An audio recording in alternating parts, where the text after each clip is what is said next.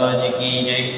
प्रमुख स्वामी महाराज की जय। महंत स्वामी महाराज की जय।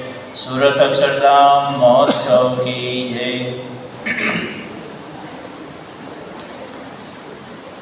थोड़े दिन के बाद जो श्रावण मास की शुरुआत होने वाली है और जो 12 महीना का हमारा जो साल रहता है उसमें से ये जो श्रावण महीना है 12 महीने में से एक जो महीना है ये श्रावण मास वो पवित्र माना जाता है। और ये जो श्रावण मास है वो पवित्र तो है, इसके साथ साथ दूसरा के बात है कि इस टाइम पे कथा वार्ता का कार्यक्रम रखा जाता है। ये सालों से चलता आता है, आजकल की बात नहीं है, लेकिन ये सालों से। उसकी एक वजह भी है क्योंकि हमारा जो देश है ना वो खेती प्रधान देश है। और जो ये श्रावण मास की शुरुआत में जो श्रावण मास स्टार्ट होता है उसके पहले बारिश की ऋतु स्टार्ट हो जाती है और बारिश होने के बाद सब खेडूत लोग वो अपना जो खेती का काम सब निपटा देते हैं। और ये जो महीना है ना उसमें जो खेडूत लोग को सबको टाइम मिलता है क्योंकि बारिश की वजह से बार बार वो खेतर जा नहीं सकते। और दूसरी बात क्या है कि इस टाइम पे कोई बाहर ट्रैवलिंग करने के लिए भी नहीं जाते थे क्योंकि उस टाइम पे इतनी साधन की सगवड़ता नहीं थी, तो लोग गांव में मिल जाते थे। तो इस टाइम पे संत लोग हैं या महात्मा सब तो इस श्रावण मास के दरमियान वो गांव-गांव में कथा के आयोजन, पारायण के आयोजन रखते थे कि जैसे सब लोग मिले और उसको आध्यात्मिक ज्ञान प्रदान कर सके। तो इस हिसाब से ये श्रावण मास में विशेष कथा वार्ता का आयोजन चलता था। और दूसरी बात क्या है कि पूरे जीवन में हम जो काम करते हैं वो तो हमारे देह के लिए करते हैं, लेकिन हमारे आत्मा के लिए क्या है? जैसे मनुष्य जन्म का हेतु देखें तो हमारा मनुष्य जन्म क्यों मिलता है? क्योंकि ये जो कई सालों से जिसका कोई कैलकुलेशन कर ही नहीं सकते, उतने सालों से हम बार बार जन्म लेते हैं और मृत्यु पाते हैं। लेकिन ये जो चक्कर है इसमें से निकलने के लिए भगवान मनुष्य जन्म देते हैं कि जो 84 लाख जन्म लेना पड़ता देते हैं अलग अलग प्रकार के, उनमें से बाहर निकल के आत्यंतिक मुक्ति के लिए भगवान ने मनुष्य देह हमको प्रदान करते हैं। ये मनुष्य देह का मुख्य हेतु है, लेकिन हम मुख्य हेतु को साइड में रख के हमारे देह के लिए जो देह मिला है उसके पालन पोषण करने के लिए पूरा जीवन निपटा देते हैं, उसमें खत्म कर देते हैं। तो 11 महीने तक हम प्रवृत्तियाँ करते हैं और 1 महीना जो है वो हमारी भक्ति की सीजन बोलते हैं। अभी तो ऐसे ही कहना पड़ता है ना, श्रावण मास है वो भक्ति की सीजन है। जैसे हमारे बिजनेस में भी सीजन आता है ना, जो भी अलग अलग प्रकार के बिजनेस चलता है तो सब में अलग अलग समय पे उसकी सीजन आती है। उस टाइम पे उसका जो बिजनेस है वो बढ़िया चलता है। तो ये भी भक्ति की एक सीजन आ गई है। जैसे भी श्रावण मास स्टार्ट हुआ, भक्ति की सीजन आ गई, सब लोग मंदिर में जाएंगे, भगवान के दर्शन करेंगे, अभिषेक करेंगे। और श्रावण मास में विशेष करके महादेव का पूजन विशेष होता है। बिल्ली पत्र से और दूध चढ़ा के महादेव के पूजन करते हैं सब लोग। वो तो सही बात है, करना ही चाहिए, लेकिन साल में 1 महीना ही, बाद में 11 महीना कुछ नहीं। महादेव वो दूध के लिए 11 महीने तक राह देखना पड़ेगा कि श्रावण मास कब आएगा, दूध मिलेगा। क्योंकि हम भगवान की भक्ति का एक सीजन मान बैठे हैं। भगवान की भक्ति करना वो पूरा साल करना वैसे नहीं मानते, क्योंकि हमने इम्पोर्टेंट ही नहीं दिया। भजन भक्ति को जो प्राधान्य देना चाहिए ना, वो दिया ही नहीं है।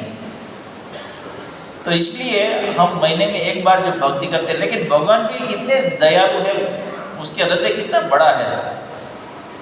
कोई बात नहीं, 11 महीना काम करो, 1 महीना अच्छी भक्ति कर लो, वो भी उसको मान्य है, स्वीकार्य है। लेकिन उसमें भी क्या दिक्कत आती है, 1 महीना हम भक्ति करते ना, सच्चे मन से नहीं करते। जो सच्चे मन से करते तो ब्रह्मरूप हो जाते हैं। ब्रह्मरूप नहीं हुए, इसका अर्थ क्या हुआ कि सच्चे मन से जो भक्ति होनी चाहिए वो नहीं हो रही है। उसमें कुछ ना कुछ बाधाएं आ जाती है। कौन सी बाधाएं आती है? कोई देखा देखी, यानी कि वो जो जा रहा है तो मेरे को भी जाना पड़ेगा, दूसरा मंदिर जा रहा है तो चलो मैं भी जाता हूँ। कई बार ऐसा सुनने मिलता है कि आप संडे को सभा में क्यों नहीं दिखाई दिए? अरे वो जो मेरा मित्र था ना वो नहीं आया, इसलिए मैंने भी सोचा कि आज रहने दे, अगले संडे जाएंगे। जब हम दूसरे पे डिपेंड रहते हैं, दूसरे पे डिपेंड रहने से भक्ति नहीं होती, भगवान प्रसन्न उससे नहीं होते। भक्ति तो खुद को ही करनी पड़ती है, खुद पे ही डिपेंड रहना पड़ता है। और जो श्रावण मास में जो कथा वार्ता करते हैं, कथा वार्ता का इम्पोर्टेंट क्यों है? जैसे किसी को थप्पड़ लगाए ना, ऐसा किसी को चप्पू का घा लगा दिया वो मिट जाएगा, लेकिन जो शब्द लगाया हो ना वो मिटता नहीं है कभी। इसलिए कहावत है, शब्दे मारिया मरी गया, शब्दे सरिया काज। शब्दे मारिया मरी गया, शब्दे छोड़िया राज, शब्दे छोड़िया राज, जेने शब्द विचार्या तेना सरिया काज। ये शब्द है ना बहुत इंपॉर्टेंट है। महाभारत का युद्ध हुआ, उसमें तो एक शब्द ही था ना, अंधे के तो अंधे, एक शब्द पूरा महाभारत हो गया। तीर का घाव रुझ सकता है, वो मिट सकता है, लेकिन शब्द का घाव है ना वो नहीं मिटता कभी। इसलिए ये जो कथा वार्ता रूपी जो शब्द है बहुत इंपॉर्टेंट है। अच्छे शब्द और बुरे शब्द, दो प्रकार के शब्द है, अच्छे और बुरे। बुरे शब्द से क्लेश होता है और अच्छे शब्द से क्लेश दूर होता है। तो ये जो कथा वार्ता है, कथा वार्ता क्यों इम्पोर्टेंट है? तो उससे हमारे अंदर जो क्लेश पड़ा है वो दूर करने के लिए और भगवान में मन जोड़ने के लिए, इसलिए कथा वार्ता इम्पोर्टेंट है। तो पूरा जीवन में हम जो कार्य करते हैं उस चक्कर में हम पड़ जाते हैं, तो उससे बाहर निकालने के लिए ये जो कथा वार्ता की जाती है, तो इसलिए इतना इम्पोर्टेंट है कथा वार्ता कि कथा वार्ता से हमारा जो मन है वो संसार में से निकल जाए और भगवान में जुड़ जाए, क्योंकि उससे ही मुक्ति मिलती है। उसके बिना मुक्ति मिलेगी ही नहीं। कितना भी करो, कुछ भी करो, चलो रुपया कमाने से मुक्ति मिलती है, तो कई लोग बड़े बड़े हो गए, कंपनी के मालिक हो गए, सीईओ हो गए, उससे उसकी मुक्ति हो गई? नहीं हुई। जब हम मृत्यु पाते हैं, भगवान के पास जाते हैं, तो भगवान वो नहीं पूछते कि आप क्या कमा के आए, पृथ्वी पे आपने कौन सा बिजनेस किया, पृथ्वी पे अपना एम्पायर कितना खड़ा किया, वो नहीं पूछते। कितनी भक्ति किया, कितना स्वभाव दोष का निकाल किया, वो पूछते हैं। तो वो निकालने के लिए ये शब्द ही इम्पोर्टेंट है। जैसे हमारे शरीर का मड़ साफ करने के लिए हम सुबह नहाते हैं, कोई शैम्पू से नहाते हैं, कोई साबुन से नहाते हैं, क्यों? कि शरीर की जो गंदगी है वो दूर करनी है। तो जो अंदर गंदगी पड़ी है, मन में गंदगी पड़ी है, हृदय में गंदगी पड़ी है, अंतःकरण में गंदगी पड़ी है, उसके लिए से कोई पानी भी नहीं चलता है, कोई साबुन भी नहीं चलता, कोई शैम्पू भी नहीं चलता। उसके लिए तो एक शब्द ही है, वो अच्छे शब्द, भगवान के शब्द, भगवान के गुणगान। वही शब्द ऐसा है कि हमारा सब शरीर का मेल वो सफाई कर सकता है। तो इसलिए इतना इम्पोर्टेंट है कथा वार्ता। और गुणातीतानंद स्वामी ने अपने बात में भी बताया है। जैसे गुणातीतानंद स्वामी की बात देखें तो हर बात में वही बात आती है और गुणातीतानंद स्वामी क्या कहते हैं? સ્વામિનારાયણ હરે સ્વામી વાત કરી છે આ વાતોમાંથી તો બ્રહ્મરૂપ થવાય છે ને બાળ, જોબન ને વૃદ્ધ એ ત્રણ પ્રકારની સ્ત્રીઓ ને કંચન ને કચરો ને કંચન એ સર્વે સરખું થઈ જાય છે ને કાંઈ ટીઠું નહીં ગમે એવું થશે ત્યારે કહેશો છે વાતો સાંભળીએ છીએ ને કેમ થતું નથી? એ તો આજ આંબો વાવે ને કાલે કેરી કેમ થાય? પણ એ જ આંબો 10 વર્ષનો થાય ત્યારે એમાંથી કેરીઓ થાય છે, એમ થવાનું છે। यहाँ गुणातीतानंद स्वामी क्या बताते हैं? गुणातीतानंद स्वामी कहते हैं कि ये बात से क्या होगा तो ब्रह्मरूप हो जाएंगे। गुणातीतानंद स्वामी की जो बातें हैं वो कहते हैं कि हम ब्रह्मरूप हो जाएंगे ये बात सुन के। और जो 3 प्रकार की स्त्रियां हैं, बाढ़, वृद्ध और यंग जो आती है, और वो तीनों एक समान हो जाएगी, क्योंकि जैसे अवस्था है उस प्रकार का विकार उत्पन्न होता है। तो जिसको वो सम अवस्था हो जाती है उसके बाद उसको विकार उत्पन्न होता ही नहीं है। तो भगवान के जो शब्द सुने हो तो उसे ही ये प्राप्त होता है। और दूसरे गुणातीतानंद स्वामी बताते हैं कचरा और कंचन, कचरा और सोना, कंचन यानी कि सोना, वो सम हो जाएगा। सम यानी कि एक समान हो जाएगा। एक साइड कचरा पड़ा होगा, एक साइड कंचन यानी कि सोना पड़ा होगा। तो अपना मन जैसे कचरे में नहीं जाता वैसे कंचन में भी नहीं जाएगा, सोने में भी नहीं जाएगा। अभी जो देखो कैसा हो रहा है, सोने का भाव बढ़ रहा है ना सोने का भाव। और रास्ते में जाते कोई एक सोने का बिस्किट पड़ा हो, अपने नज़र में आ जाए सोने का बिस्किट पड़ा है, हम लेंगे नहीं लेंगे? इसमें से कोई आदमी ऐसा निकले तो निकले उसको नाक लगाए उठा ही लेगा, क्योंकि भाव कितना है इसका। 100 ग्राम का बिस्किट पड़ा होगा, कितना कीमत हुआ उसका, उठा ही लेगा वहाँ से। लेकिन कचरा तो कितना सारा पड़ा है, हम रास्ते में निकलते कितना सारा कचरा पड़ा है, कोई लेता है चलो एक थैली भर ले घर लेके जाता हूँ। तो दोनों सम एक समान हो जाए वो कैसे हो सकता है? ये भगवान की कथा वार्ता से होता है। हमने प्रसंग पूर्व सुना ही है। सग्राम वाघरी जो था हरिभक्त था, महाराज के टाइम पे उसकी जो धर्मपत्नी थी वो दोनों परिस्थिति की वजह से एक गांव छोड़ के आगे जा रहे थे, दूसरे गांव पे जा रहे थे, और कार्ड भी पड़ा हुआ था, बारिश नहीं हुई थी, उस वजह से उसको गांव का त्याग करके दूसरे गांव में जाना था। तो रास्ते में चांदी का कड़ा मिला। कड़ा यानी कि वो पाँव में जो लोग पहनते हैं चांदी का, बड़ा बड़ा आता है कड़ा, वो पड़ा हुआ मिला। तो संग्राम ने क्या किया, उसके ऊपर धूड़ डाल दी, क्योंकि उसकी धर्मपत्नी पीछे थी। और स्त्री का मन और सोना चांदी वो देख के मन कंट्रोल में नहीं रहेगा। देखना जो घर में सब, आप तो सब मेरे डेढ़ सबको पता होगा, गहने का मांगनी कौन करते हैं? वीटी चाहिए, चेन चाहिए, हार चाहिए, बंगड़ी चाहिए, बूटी चाहिए, कुछ ना कुछ हर साल नया कुछ लेते हैं। तो जो स्त्री का मन रहेगा नहीं, इसलिए वो समझ के उसने धूड़ डाल दी ऊपर। और वो तो आगे बढ़ गए संग्राम, उसके पीछे उसकी पत्नी भी आ रही थी। उसने संग्राम को पूछा कि आपने क्या कर रहे थे? तो संग्राम ने बताया कि वो चांदी का थोड़ा पड़ा था, इसके ऊपर मैंने धूड़ डाल दी, जैसे कि तेरे नज़र न पड़े, नजर पड़े कि तेरी इच्छा हो जाएगी ले लो। और महाराज की आज्ञा है कि पड़ी वस्तु किसी के हाथ में नहीं लेना।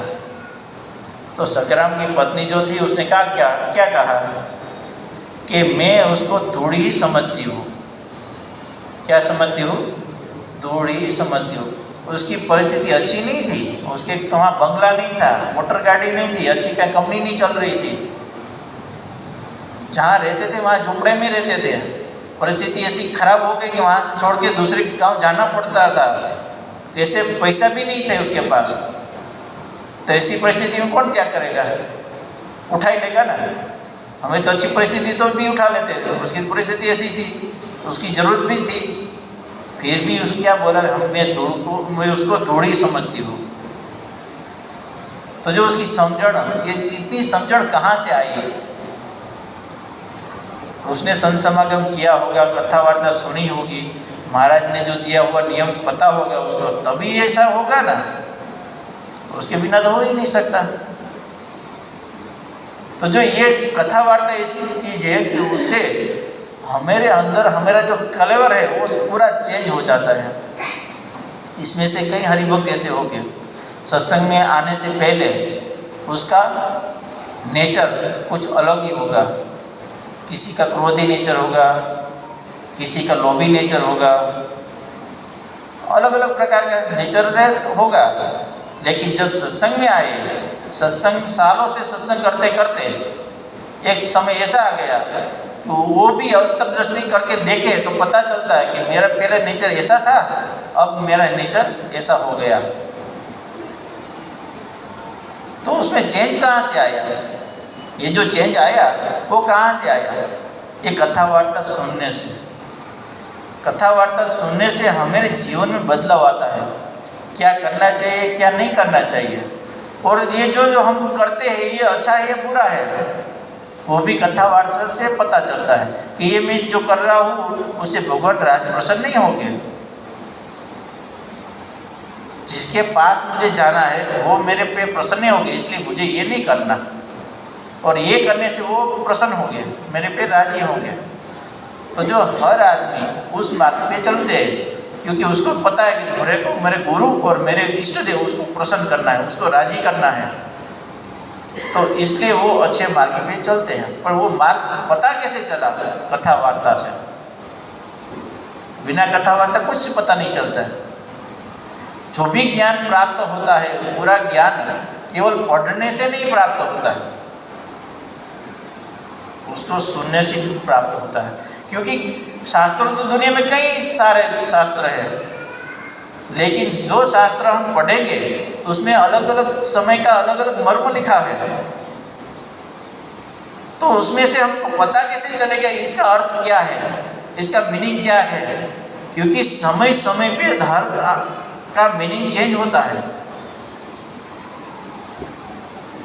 तो उसका क्या मीनिंग अर्थ करना चाहिए, तो वो अर्थ सच्चे संत मिले तो ही प्राप्त होता है। जैसे एक बार बड़े बड़े विद्वान लोग इकट्ठे हुए थे और चर्चा कर रहे थे कि माया किसको कह रहे, माया का व्याख्या क्या है। तो हर अपने अपनी बुद्धि के अनुसार माया की व्याख्या कर रहे थे, लेकिन किसी को संतुष्ट नहीं हो रहा था जाप से। लेकिन योगी जी महाराज ने जान दिया कि भगवान की भक्ति करने में जो बाधाएं आती है उसको माया समझो। तो सब समझ गए कि सही बात है। हम माया कैसे बोलते हैं कि भाई चलो मैं ये कर रहा हूँ, इसमें ये बीच में आया, यही माया है, बस यही माया है, हमें एक पकड़ लिया। जो योगी जी महाराज ने क्या कहा, भजन भक्ति करने में जो भी बाधाएं आती हैं उसमें सब आ जाता है। जैसे कोई लेडीज भक्ति कर रहे हैं, उसकी जो पति है उसको वो विघ्न रूप है तो वो माया है। जो पुरुष है वो भक्ति करे, उसकी बीबी है वो जो अड़चन रूप हो तो वो उसके लिए वो माया है। उसके बाल बच्चे वो जो अड़चन रूप हो भक्ति करने में तो वो माया है। तो माया ऐसी चीज नहीं कि कोई एक प्रॉपर पकड़ लिया वो माया हो गई, लेकिन माया अलग अलग प्रकार की है। उसकी व्याख्या योगी जी महाराज ने कर दी है। जो भगवान की भक्ति करने में जो बाधा रूप हो वो सब माया। तो जो ये जो व्याख्या शास्त्रों में पढ़ने से नहीं मिलेगी। वेदों में लिखा है कि भगवान का आकार निराकार है, साकार, ऐसा कुछ नहीं लिखा। लेकिन जो बड़े बड़े पंडित लोग हैं वो क्या अर्थ निकालते हैं शास्त्र में से कि भगवान तो निराकार है। तो शास्त्र में वेदों में लिखा है स ईक्षत। क्या लिखा है? स ईक्षत, मतलब भगवान ने देखा। सब पंडित लोग पढ़ते हैं, फिर भी क्या बोलते हैं, भगवान तो निराकार है। और श्री जी महाराज वचनामृत में उसका अर्थ क्या करते हैं सईक्षक का, कि भगवान साकार है। कैसे? तो महाराज उधर तर्क लगाते हैं। महाराज कहते हैं कि सईक्षक भगवान ने देखा तो केवल भगवान की आंख ही होगी। भगवान ने देखा तो केवल आंख ही होगी, दूसरा नहीं होगा कुछ। तो यहां से महाराज ने उठाया। तो शास्त्र के सही अर्थ वो कौन बताएंगे? पढ़ने से ज्ञान प्राप्त पूरा नहीं होता, क्योंकि उसमें से गलत भी ज्ञान प्राप्त हो सकता है। इनमें से अलग अलग फील्ड के कई हरिभक्त है, कहीं कंप्यूटर इंजीनियर है, कहीं डॉक्टर है, कोई साइंटिस्ट भी होंगे, अलग अलग फील्ड के लोग हैं। इसमें से कई ऐसे स्टूडेंट है कि जिसने केवल पुस्तक पढ़ा हो, क्लासरूम में नहीं गए हो, कहीं कोई क्लास अटेंड नहीं किया हो, खाली पुस्तक पढ़ लिया, एग्जाम दिया और डॉक्टर बन गए। ऐसे कोई है? मैंने पुस्तक पढ़ लिया और ऑपरेशन सीख गया, हो सकता है? पुस्तक में सारी डिटेल लिखी होती है, ऐसे कापा लगाना, ऐसे करना, वो करना, फलाना सब लिखा होगा, फिर भी ऑपरेशन नहीं कर पाएंगे। ऑपरेशन करने के लिए प्रैक्टिकल में खड़ा रहना पड़ता है। जो डॉक्टर ऑपरेशन करता है उसको देखना पड़ता है, उसके पास सीखना पड़ता है। हम गुजराती में कहते हैं, ચોપડી વાંચીને ઘોડે સવારી ન શીખાય। पुस्तक पढ़ के घोड़े सवारी वो नहीं सीख सकते हम, उसके लिए तो प्रैक्टिकल चाहिए ही। तो ये जो कथा वार्ता है वही काम करता है। कथा वार्ता में क्या है कि सही मीनिंग, सही अर्थ, शास्त्रों के सही अर्थ वो समझने को मिलता है, उससे हमको सच्ची राह मिलती है। इसलिए कथा वार्ता इतनी इम्पोर्टेंट है। दूसरे कौन ने कथा वार्ता को प्राधान्य क्यों दिया? इसलिए दिया है कि सही मीनिंग पता चले, और वो सही मीनिंग भी सही आदमी से पता चलना चाहिए। नहीं दूसरा आदमी से आ जाएगा, एकादशी के दिन भी भजिया खाना चाहिए, मैं भी खा के बोल रहा हूँ, जैसे कथाकार थे और अभी भी है। तो ऐसे लोग से कथा सुनने से कुछ फायदा नहीं होगा, उल्टा हम गलत दिशा में चले जाएंगे। इसलिए सच्चे संत होना चाहिए, सच्चे गुरु होना चाहिए, सच्चे इष्ट देव होना चाहिए। उसके जो शब्द है वो जो सुनेंगे तो हमको सही मार्ग मिलता है। हमारे कई ऐसे हरिभक्त है जो ये भगवान की कथा वार्ता सुनने से ब्रह्मरूप हो गए, एकांतिक स्थिति प्राप्त कर ली हो। शिवलाल सेठ थे, सारंगपुर के बगल का जो बोटाद गांव है उसके सेठ थे। उस टाइम पे उसका जो प्रॉपर्टी थी 9 लाख रुपए की प्रॉपर्टी थी। कितनी? 9 लाख। महाराज के टाइम पे, 250 साल पहले उसकी प्रॉपर्टी 9 लाख की थी। फिर भी गुणातीतानंद स्वामी के समागम से उसकी स्थिति कैसी हो गई? वो जो रास्ते से बार बार निकलते थे वो रास्ते के बगल में बड़ा बिल्डिंग बन गया। फिर भी उसकी नज़र उधर थी नहीं। एक बार कुछ ठेस ठेस जैसी लगी, तब पूछा, देखा, तब बोला कि ये बिल्डिंग कब खड़ी हो गई इधर? एक बिल्डिंग खड़ी होने में महीने तो नहीं लगता, सालों चला जाता है, 1 साल 2 साल चल जाता है। अब टेक्नोलॉजी है तो स्पीड में हो रहा है। तो इतनी बड़ी बिल्डिंग खड़ी हो गई, साल तक उसने वहाँ से पसार होंगे, फिर भी नज़र नहीं गई वहाँ पे। तो उसकी नज़र में क्या कितनी कंट्रोल आई होगी? वो कहाँ से आएगा? गुणातीतानंद स्वामी के समागम से, उसकी बातों सुन सुन के। तो ये कथा वार्ता इतनी इम्पोर्टेंट है, हमारे इंद्रियों को कंट्रोल में रखते हैं। और कैसे करना है ये जो हमारे हरिभक्त लोग हैं उसके जीवन से पता चलता है कि हमारे अंदर का जो स्वभाव है उसका त्याग कैसे करना है। और जिसके घर में लड़की हो, उसका मुख उसने पिता के नहीं देखा, उसे बन सकता है? और उसमें क्या बुराई है? अपने पिता है और अपनी बेटी का मुख देखने में क्या बुराई है? शास्त्रों में भी ऐसा कुछ निषेध नहीं है। फिर भी हमारे हरिभक्त कैसे कैसे हो गए।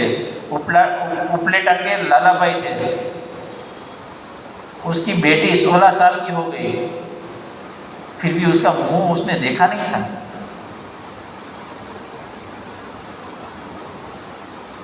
कैसे संभव हो सकता है? और ऐसे हरिभक्त हो गए।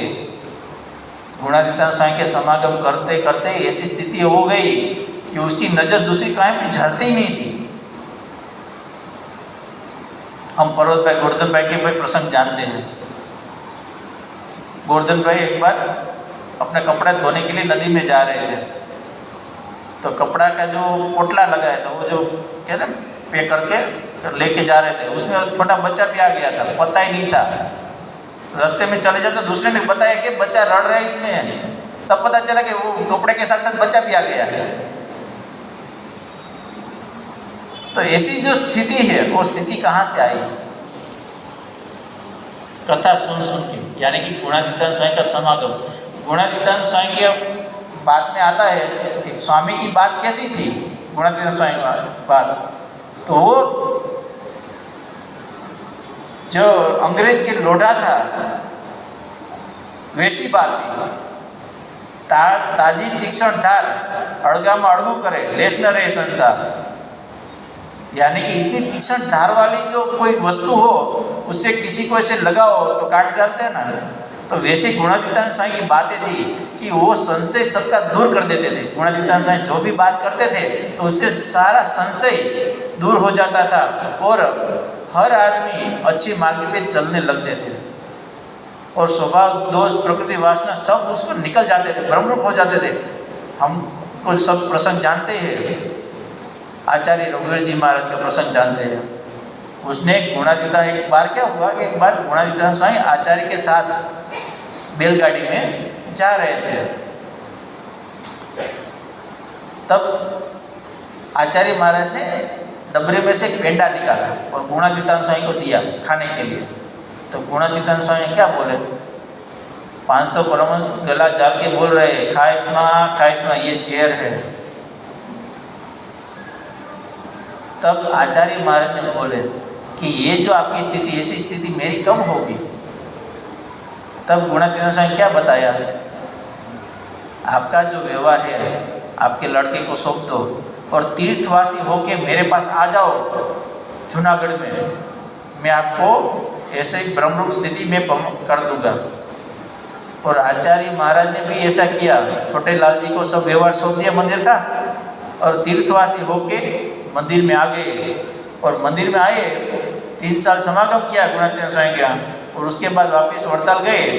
और वड़ताल के जो सब संत लोग और जो जितने भी कोठारी हो गए, तब कोठारी हरिभक्त लोग थे, संत कोठारी नहीं थे तब।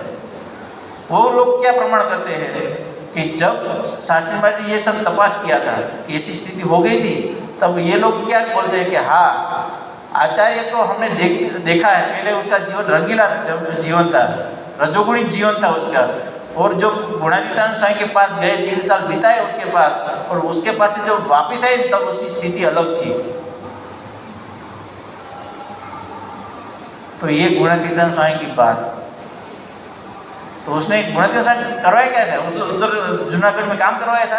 काम नहीं करवाया था, बिठा के कथा वार्ता ही सुनाई, भगवान की महिमा की बातें की, हमारा मनुष्य का जन्म का हेतु क्या है वो बात की। तो उससे अपना उसका जो अंतर में भगवान बस गए और ऐसी स्थिति हो गई, एकांतिक स्थिति हो गए।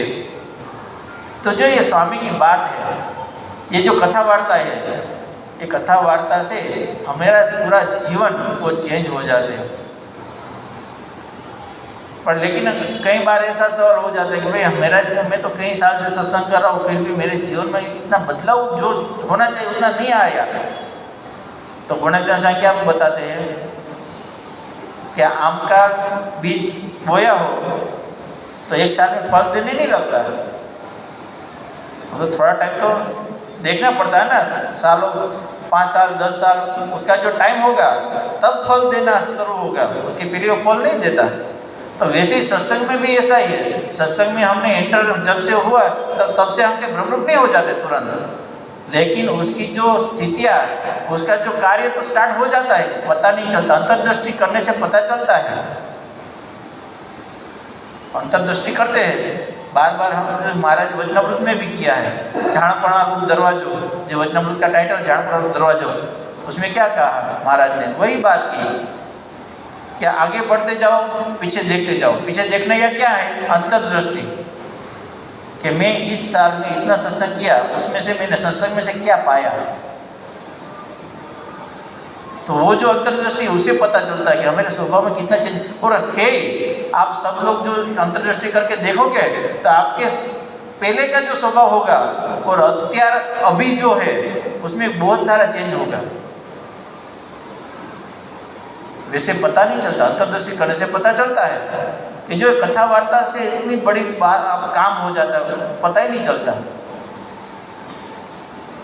लेकिन ये कथा वार्ता इसलिए इम्पोर्टेंट है, तो ये सुनते सुनते हम ब्रह्मरूप हो जाते हैं, क्योंकि ये भगवान की कथा वार्ता है, भगवान की बात है। इसमें कोई स्वार्थ की बात ही नहीं है। कई लोग कई कथा करते हैं, किस लिए कथा करते हैं? पैसे के लिए कथा करते हैं। कई लोग पारायण करते हैं, किस लिए करते हैं? पैसा के लिए करते हैं।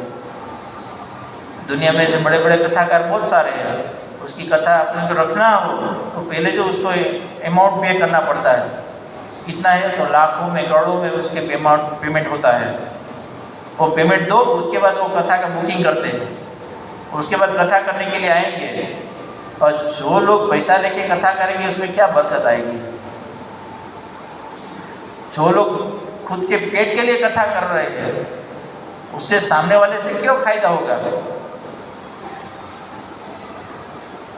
जो निस्वार्थ कथा वार्ता है, जिसमें कोई माया का भाव ही नहीं है, एक ही बात है कि भगवान की भक्ति में सब जुड़े, हम अत्यधिक मुक्ति के ओर आगे बढ़े, भगवान की हमारे पर प्रसन्नता हो और हमारे जो अंदर स्वभाव दोष प्रकृति वासना पड़ी वो सब दूर हो। ऐसी भावना से जो कथा वार्ता करते सुनते हैं, उससे ही लाभ मिलता है। इसकी उसमें स्वार्थ ही नहीं है, माया कोई भाव ही नहीं है उसमें।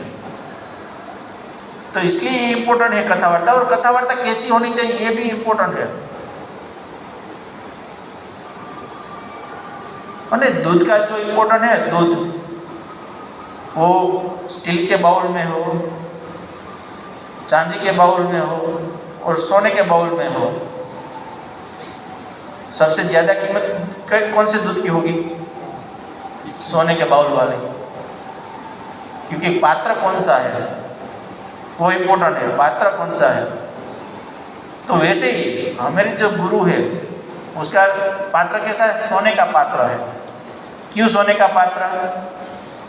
सब धातु में कुछ ना कुछ मिलावट होती है, लेकिन गोल्ड प्योर, उसमें कुछ मिलावट नहीं है।